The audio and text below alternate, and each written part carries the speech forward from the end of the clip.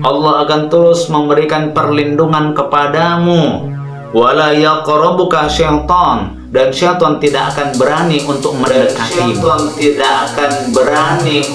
mendekati. Beliau itu mengumpulkan dua telapak tangan.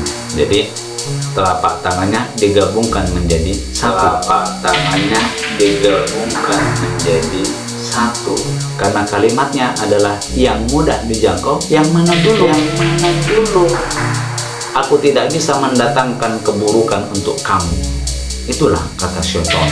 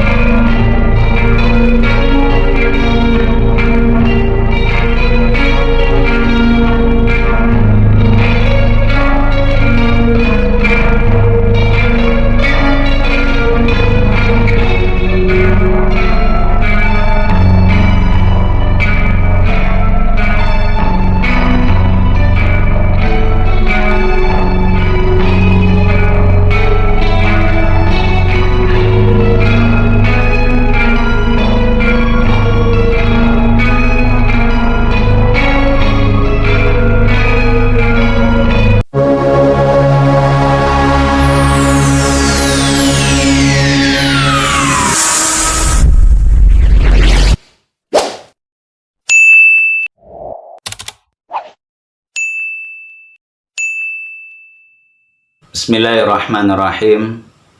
Assalamualaikum warahmatullahi wabarakatuh. Alhamdulillah, wassalatu wassalamu ala rasulillah wa ala alihi wa sahbihi wa mawalah. Rabbi syrah li sadri wa yassir li amri wahlul uqdatan min lisani yafqahu qawli amma ba'd. Kembali kita bersyukur kepada Allah atas semua limpahan nikmat yang telah Ia berikan kepada kita semua. Salawat beriringkan salam, sama-sama kita memperbanyak salawat kepada Nabi kita Muhammad sallallahu alaihi wasallam. Semoga di hari kiamat kelak kita berhak mendapatkan syafaat dari beliau, berhak untuk hidup berdampingan bersama beliau, berhak untuk tinggal di dalam surga, dalam satu tempat bersama beliau di dalam surga. Amin, amin, ya rabbal alamin. Teman-teman Ruqyah Syar'iyah Simalungun yang dirahmati Allah. Kemarin kita sudah membahas 2 poin secara bersamaan tentang amalan-amalan yang bisa kita lakukan sebelum kita tidur. Ketika kita berada di tempat tidur, berada di atas tempat tidur, sebelum kita memejamkan mata, maka ada 2 amalan yang kita lakukan sebagaimana yang telah diperintahkan oleh Nabi kita Muhammad sallallahu alaihi wasallam. Dan 2 amalan itu telah kita bahas secara tuntas dan mendalam. Kini kita akan melanjutkan amalan-amalannya yang lain, dan ini kita masuk pada poin yang ketiga. Apa itu? Poin yang ketiga terdapat di dalam sebuah hadis yang telah disampaikan oleh Abu Hurairah, yang telah diriwayatkan oleh Imam Al-Bukhari. Dari Aisyah radhiyallahu anha, ia berkata, hadis ini yang menyampaikan adalah istri beliau langsung, Aisyah radhiyallahu anha. Anna Nabi sallallahu alaihi wasallam, bahwasannya Nabi sallallahu alaihi wasallam kana idza awa ila firashihi kulla lailatin, adalah Nabi, adalah beliau, atau suatu hari, nah gitu dia, apabila beliau ingin mendatangi tempat tidurnya, apabila beliau ingin naik di atas tempat tidurnya untuk tidur, kulla lailatin, pada setiap malam, jama'a kaffaihi thumma nafasa fihima, yang beliau lakukan adalah jama'a kaffaihi. Beliau itu mengumpulkan dua telapak tangannya. Jadi telapak tangannya digabungkan menjadi satu. Wa nafatha thumma nafasa fihima, kemudian ditiup kedua telapak tangan tersebut. Faqara'a fihima qul huwallahu ahad wa qul a'udzu birabbil falaq wa qul a'udzu birabbin nas. Ternyata yang beliau lakukan adalah mengucapkan 3 surah terakhir di dalam Al-Quran, yaitu surah Al-Ikhlas, surah Al-Falaq, dan surah An-Nas. Tata cara yang beliau lakukan, yang beliau praktekkan, sehingga bisa kita contohkan dan kita lakukan dalam kehidupan kita sehari-hari, bisa kita amalkan setiap malam sebelum kita tidur, sebagaimana beliau melakukannya sebelum tidur. Kumpulkan kedua telapak tangan seperti ini, kemudian baca surah Al-Ikhlas.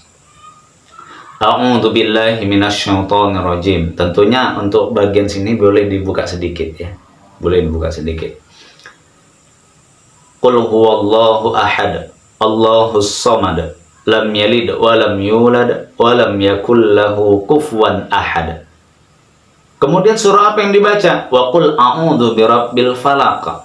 Yang ada di dalam hadis tadi itu disampaikan bahwa oleh Aisyah mau menyampaikan yang dibaca beliau adalah surah Al-Falaq. A'udzu billahi minasyaitonir rajim. Bismillahirrahmanirrahim. Qul a'udzu birabbil falaq min syarri ma khalaq wa min syarri ghasiqin idza waqab wa min syarri naffatsati fil 'uqad wa min syarri hasidin idza hasad. Nah, kemudian apa yang dibaca? Selesaikah? Belum, masih ada surah terakhir yang akan kita baca. Wa qul a'udzu birabbin nas. Disebutkan di dalam hadis tadi yang dibaca adalah surah An-Nas. A'udzu billahi minasyaitonir rajim. Bismillahirrahmanirrahim. Qul a'udzu birabbin nas, malikin nas, ilahin nas, min syarril waswasil khannas, alladzi yuwaswisu fi sudurin nas, minal jinnati wan nas.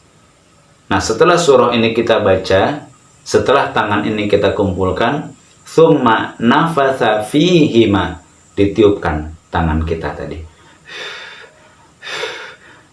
3 kali.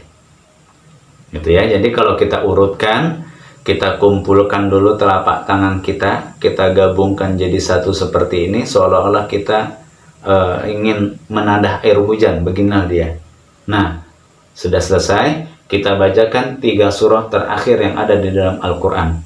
Surah Al-Ikhlas, surah Al-Falaq, surah An-Nas. Setelah 3 surah ini tadi kita baca, maka kita tiup telapak tangan kita. Mudah ya teman-teman? Insya Allah ini bisa kita amalkan dalam kehidupan kita sehari-hari, setiap malam sebelum kita tidur. Nah, langkah yang selanjutnya, thumma yamsahu bihima mastata'a min jasadihi. Kemudian beliau mengusap kedua telapak tangannya ini pada anggota tubuh yang mudah dijangkau. Masya Allah. Ternyata anggota tubuh kita ini kita sapu, kita usap pakai kedua telapak tangan yang sudah kita bacakan ayat dan sudah kita tiup. Kemudian anggota tubuh kita usap. Nah, usap pada bagian-bagian tubuh yang bisa kita jangkau tentunya. Dimulai dari mana? Nah, gitu ya. Dari mana kita mulain ini? Apakah kepala dulu atau tangan dulu atau dari leher atau dari wajah atau dari kaki? Nah, ini kita mulai dari mana nih? Ini udah kita baca ini. Ini udah kita tiup. Sekarang kita mau mengusap tubuh kita. Karena kalimatnya adalah yang mudah dijangkau, yang mana dulu yang akan kita usap. Disampaikan oleh Nabi di dalam hadis yang sama, hadis ini juga, ya bada'u bihima ala ra'sihi wa wajhihi wa ma aqbala min jasadihi. Dimulai dari kepala dulu. Jadi dimulai yang dilakukan oleh beliau mengusap kepalanya terlebih dahulu, kemudian mengusap wajah, kemudian wa ma aqbala min jasadihi, kemudian di bagian tubuh yang ada di depan. Berarti yang kita lakukan adalah mengusap kepala seperti ini, kemudian wajah, dan kemudian pada anggota tubuh bagian depan seperti ini. Begini ya. Nah, seperti ini. Kepala, kemudian wajah, anggota tubuh bagian depan seperti ini. Yaf'alu dzalika thalatha marrat. Lakukanlah itu sebanyak 3 kali. Kita ulang. Kita usap pada bagian kepala, kemudian wajah, kemudian pada tubuh bagian depan. Berarti bagian depan setelah wajah, ini leher masuk, turun, bagian dada, perut. Nah, kalau mau kita basuh bagian kaki, berarti dari atasnya, paha, lutut, tulang kering sampai punggung kaki. Itu dia. Yang mudah kita jangkau. Untuk tangan, berarti yang kita usap ini adalah tangan kanan seperti ini 3 kali. Yang mudah dijangkau juga bagian bahu kiri 3 kali. Nah, selesai ya teman-teman ya. Jadi ini hadisnya kita ambil kesimpulan. Kita ambil kesimpulan biar kita tidak sulit dalam memahaminya. Jadi pertama, kumpulkan telapak tangan, kemudian baca surah Al-Ikhlas, surah Al-Falaq, dan baca surah An-Nas. Setelah itu tiup 3 kali. Setelah kita tiupkan, lalu kita usap kepala kita, turun ke wajah, turun pada tubuh bagian depan, leher, dada, perut. Seperti ini. Kalau mau kita teruskan ke bawah, berarti dari paha, lutut, tulang kering, sampai punggung kaki, bagian atas. Seperti itu. Bagian tubuh yang mudah dijangkau. Untuk tangan, berarti tangan kanan, seperti ini. 3 kali. Berarti dari bahu untuk tangan kiri seperti ini 3 kali. Selesai. Untuk tips yang ketiga, lakukan setiap malam sebelum kita tidur. Yang terakhir, apa yang kita amalkan sebelum kita tidur sehingga kita dilindungi oleh Allah Subhanahu wa taala dari gangguan jin ataupun syaitan yang akan siap menyerang dan masuk di dalam mimpi-mimpi kita. Yang keempat adalah membaca ayat kursi. Membaca ayat kursi. Itu ya. Jadi membaca ayat kursi. Nah, di sini telah dijelaskan dalam sebuah hadis yang telah diriwayatkan oleh Imam Al-Bukhari. Ini sebenarnya hadisnya panjang. Panjang sekali isi dari hadisnya. Tapi secara singkat di sini disampaikan bahwa dari Abu Hurairah radhiyallahu anhu ia berkata. Jadi ini Abu Hurairah radhiyallahu anhu yang menyampaikan, Wakkalani Rasulullah sallallahu alaihi wasallam aku ditugaskan oleh Rasulullah sallallahu alaihi wasallam bihifdzi zakati Ramadan, untuk menjaga zakat Ramadan. Tentunya ini zakat di bulan suci Ramadan. Fa'atani atin faja'ala fayahthu minat ta'am fa'akhadtuhu. Ya, jadi fa'atani atin faja'ala yahthu minat ta'am. Kemudian adalah orang yang datang untuk mencuri makanan dari zakat yang aku jaga itu. Gitulah kalimatnya secara lepas. Jadi Abu Hurairah itu ditugaskan oleh Nabi untuk menjaga zakat di bulan suci Ramadan. Tapi tiba-tiba datanglah seseorang yang berusaha untuk mengambil atau mencuri zakat tersebut. Fa'akhadtuhu, kemudian aku lalu merebutnya kembali. Nah, gitu kalimatnya, aku merebutnya kembali. Aku ambil kembalilah barang zakat yang dia curinya itu. Aku ambil kembali barang zakat yang sudah diambilnya secara diam-diam itu. Fakultu, saat itu aku berkata kepada dia, la arfa'annaka ila Rasulillahi sallallahu alaihi wasallam.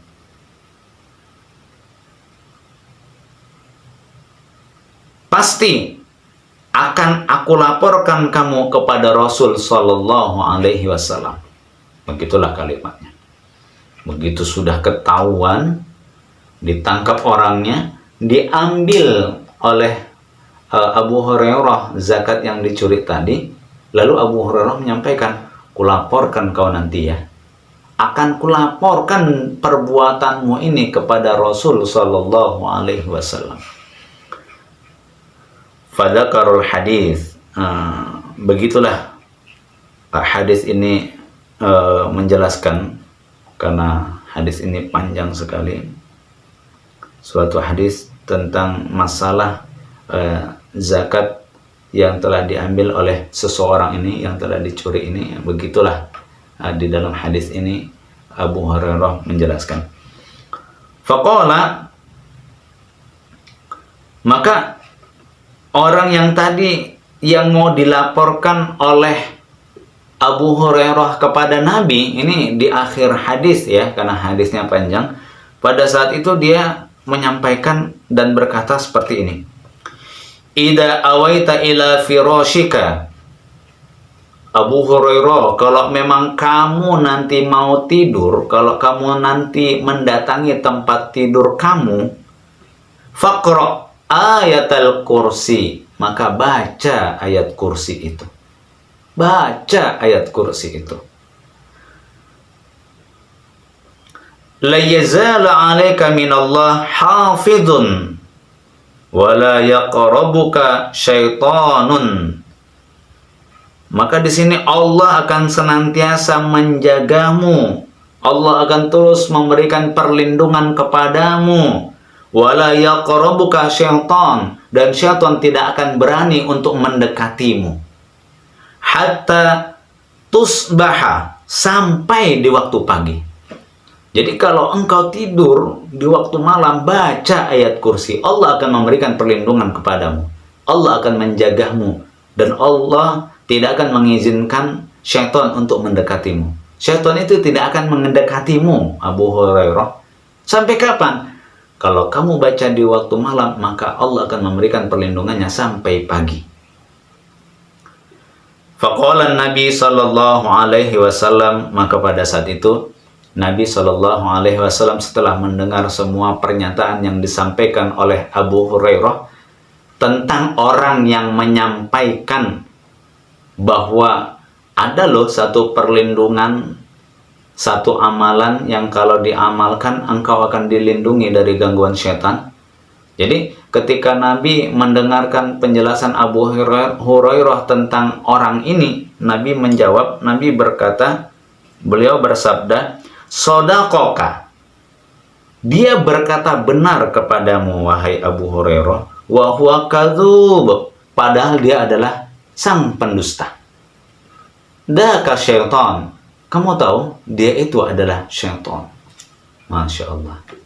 Jadi di sini syaitan sendiri yang menyampaikan bahwa ada sesuatu yang aku takuti, ada sesuatu yang kalau kamu lakukan aku tidak bisa mendekati kamu, ada satu hal yang kalau kamu amalkan aku tidak akan bisa mengganggu kamu, aku tidak bisa mengusik kamu, aku tidak bisa mendatangkan keburukan untuk kamu. Itulah kata syaitan. Daka syaitan, dia itu adalah syaitan. Sodakoka, kamu benar itu. Yang dikatakan oleh orang itu, dia benar, padahal dia adalah syaitan dan dia banyak bohongnya. Tapi untuk kali ini yang dia sampaikan kepadamu wahai Abu Hurairah, itu dia benar. Ayat kursi, kalau kamu amalkan sebelum tidur, syaitan tidak akan mendatangi kamu. Ayat kursi kalau kamu baca sebelum tidur, maka syaitan tidak akan bisa mengganggu kamu. Jelas ya, kalimat yang disampaikan oleh Nabi di akhir hadis ini, sodakoka, yang dikatakan oleh orang itu yang mencuri zakat Ramadan, dia benar yang dikatakan orang itu. Wa huwa kadzub, padahal dia itu sang pendusta. Daka syaitan, dia itu adalah syaitan. Dia benar kali ini. Masya Allah. Teman-teman Ruqyah Ruqyah Syar'iyah Simalungun yang dirahmati Allah. Jadi nampak sepele ya. Nampak sepertinya ayat kursi itu bagi kita biasa-biasa saja gitu ya. Tapi sebenarnya setelah kita fahami apa yang telah disampaikan oleh Nabi kita Muhammad Sallallahu Alaihi Wasallam, ternyata ayat kursi itu memiliki kedudukan yang tertinggi. Memiliki kedudukan yang tertinggi. Sampai-sampai bagi kita yang mau mengamalkan dan sering membaca ayat kursi, terkhusus lagi di waktu malam sebelum kita tidur, Allah akan menjaga kita. Allah akan memberikan perlindungan untuk kita pada saat kita membacanya di waktu malam sampai pagi. Dilindungi dari apa? Dilindungi dari berbagai macam keburukan-keburukan yang akan didatangkan oleh syaitan di dalam tidur kita, di dalam mimpi-mimpi kita. Jadi insya Allah syaitan tidak akan berani mendekati kita, syaitan tidak akan berani mengganggu kita, syaitan tidak akan berani untuk mengusik kita, syaitan tidak akan berani dan tidak akan sanggup untuk memberikan semua keburukan-keburukannya, semua pengaruh-pengaruh buruknya di dalam tubuh kita, bahkan keluarga kita, ataupun saudara-saudara kita. Bagaimana caranya? Baca dan amalkan secara rutin setiap malam ayatul kursi, ayat kursi.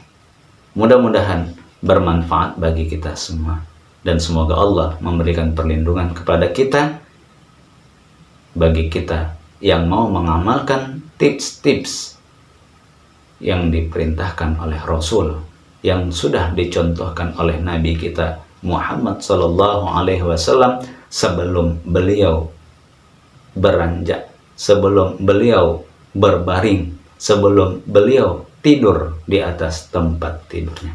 Dan ini insya Allah mudah kita amalkan hanya dengan bermodalkan lisan. Kalau bisa, harus sepenuh keyakinan di dalam hati. Semoga apa yang kita niatkan dan menjadi tujuan kita, Allah mengkabulkannya, serta Allah memberikan perlindungan kepada kita semua. Amin, amin, ya Rabbal Alamin. Billahi taufiq wal hidayah. Wassalamualaikum warahmatullahi wabarakatuh.